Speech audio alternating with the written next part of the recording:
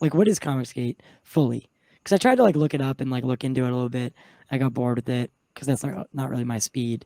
But what is it defined? Well, I mean, depending on what source you find, you'll if you find some of a comics gator or someone that supports them, you're going to get a wildly different explanation, because part of their whole thing is deflecting any criticism about what they're actually doing and any Of of course. the harm that they've caused. All right, so here is an article.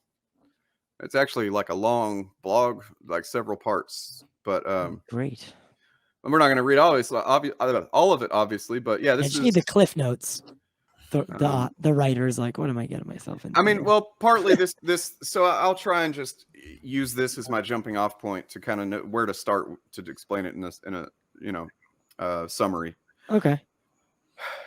So essentially, like I was telling you on the show the other night, when it comes to like the fandom menace and Doomcock and Geeks and Gamers and stuff, this is just the comic book area of that same shit. It's Okay. we've got a problem with fascism. Right. It's growing in the world, but it's growing in the U.S. in particular as well. And Trump is kind of the figurehead of that, but he's far from the only Oh yeah. figurehead. It's a He was problem. just like the lightning rod, you know? And so ComicsGate is that in the comics fandom arena, in the same way that Doomcock is that for Star Wars, Star Trek, whatever. And like, if you notice, if you look at like a lot of the people that talk a lot of shit about anything progressive, like Mm-hmm. Dean Cain, Oh you know yeah. what I mean? Like, fucking who else is there that's like, Kevin Sorbo. yeah, they're almost always people who their career is behind them. Like they're not doing any good work. Nobody's hiring them. And, and they like to portray it as that's because of their political opinions when really it's because they're not that talented or just nobody wants to hire them. And you know what I mean? For whatever reason. But then they like to use that resentment to aim it at the industry. And then it becomes about, well, the industry is corrupt because of this liberal SJW woke, you know what I mean? Like, so it all Right. just kind of extends from this inner, failure to evaluate themselves and failure to grow in a lot of cases. Right. Because a lot of like in the comics industry, a lot of these comics gators are failed former professional creators who, maybe a lot of them had their heyday in the 90s or the early 2000s. And then, they kind of stopped getting as much work for whatever reason or another. Like it has always happened throughout comics history, but these guys in particular feel entitled to be professional comic artists. The fact that the fact that they're not getting the work anymore, even though they were freelance creators in the first place. And, Right. Now they're resentful. anybody that goes into a freelance area of employment knows what that means. You don't start being a freelancer. You don't commit yourself to being a freelancer and think, I'll always have this job. You're just going to have to keep working at it in a lot of cases. If you're not, you're going to lose jobs. You're going to have to find another one. That's what being a freelancer is about. But they seem to ignore that. And Ethan Van Sciver is the figurehead of it. Yeah, go ahead. He is the head. Like So he is. He's butted his way into the movement. Okay. And made himself the figurehead of it. There is no like official organization. Gotcha. But he is definitely the figurehead of it, and it's actually splintered into other pieces now. Like it was much more powerful and large probably 2 years ago. You should probably keep in mind he doesn't own the trademark to it. He doesn't own the trademark to it. No, he doesn't. But like, yeah. You know what I do? So I see a sentence here that says, it's hard to deny that some comics in recent years, particularly from Marvel, have been playing with liberal ideas and themes. However, with that said, I'm not all convinced that is much of a problem, right? Again, the comics, yes, I agree that they have been playing around with some liberal ideas and themes, and that is not, I don't think that's a bad thing at all. Like diversity and inclusion and all that stuff should be a good thing. Yet one side of our country has made it this like witch hunt almost. And then he goes on to talk about being physically ill. And that's how it makes me feel. It's like, you guys are literally crazy to think that this is a bad thing. Like I have a couple friends that my whole team is made up of like me, right? Like not white guys from Boston, right? It's and the things that they tell me, like my former co-host, right? He's like, I always gravitated towards Miles Morales because it was nice to see someone who looked like me doing the things that he did. And like that'll always resonate with me. It's like, yeah, it's easy for me to like love Captain America, but like, what about them?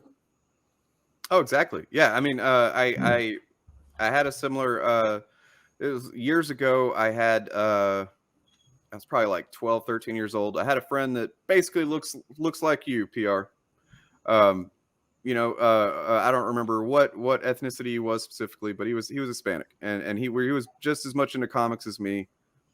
And I remember him telling me one time, like, I just wish there were more, brown skinned superheroes that are like prominent. I mean, like there's some here and there, but they're not like the big ones. And I was like, why does it matter? Like, I was like, why can't you just, you know what I mean? Like, I was kind of taken as a 13-year-old the same position as these comic skaters take, which doesn't say much for their, maturity level. And he's like, man, you don't know what it's like. Like you see your face, your skin color on all these characters, and I don't get to see that as much. You know what I mean? Like you get to look at Captain America or Spider-Man and go, that pretty much looks like me. You know what I mean? And Exactly. I was like, and I remember then that struck me. I was like, oh fuck, Yeah, damn dude. Like I never thought about it. You know what I mean? But and we have to also like we do have to look at it and say, when these things were written, they were different times. We can't necessarily hold that against us, like as white straight males. We can't take that as like, oh my god, we're sinners. But the fact that we've now have a world where there's a black, Asian, Pakistan. This is like, it's great. It's so cool that everyone can feel how we feel. And that's the thing. They don't want that. They don't want other perspectives to be acknowledged or to be validated or normalized. You know what I mean? Because like you're saying, you and I think it's cool. You and I are empathetic people in that, like, we know how good it feels to be validated, and we want other people to have that too. Exactly. Whereas these types of people refuse to, either they can't or they just refuse to. They're so brainwashed by propaganda from the content they consume all the time that they can't even comprehend that being something that's valuable to them as human beings. Right. It's more valuable to them. Yeah, go ahead. Can I ask you a question? Sure. Do you think that racism is something you're born with or something that you develop due to circumstance? It's absolutely taught. Yeah. Yeah. It's not. I mean, speaking of what you just said a minute ago, I was thinking as you said it, that's something that whether it's ComicsGate or the Fandom Menace or even just the strictly political sphere, that when it comes to CRT and woke politics, they like to act like people.